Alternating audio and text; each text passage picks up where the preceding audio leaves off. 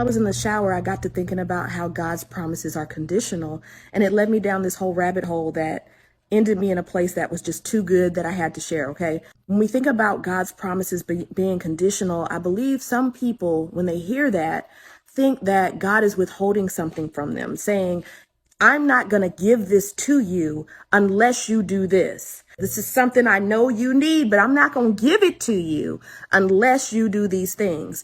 That is not what it means when you hear God's promises are conditional. What it means is the conditions are actually instructions to reaching the promise that is already sitting there and available to you. Let's say there's something that sprouts. It's an organic store here in Texas. I don't know how far it reaches, but let's just say that there's something in Sprouts that you really want and only Sprouts makes. And you don't know how to get to this store Sprouts because you've never been there. The promise is that this item is sitting in Sprouts waiting for you. Sprouts is not withholding it from you. It's sitting there and it's waiting and it's already available. You put the destination inside of your GPS, and if you follow those instructions, you are guaranteed to reach Sprouts, that location, the destination, so that you can receive the promise, that item that you want that only Sprouts can give. And the other good thing about that is if you miss a turn,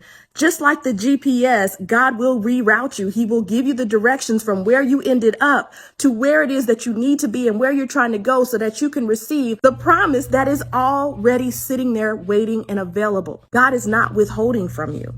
He is not sitting all big and tall and full of ego saying, ha, ha, ha, you got to do all of this if you want this. No, he's saying, I put this here for you already.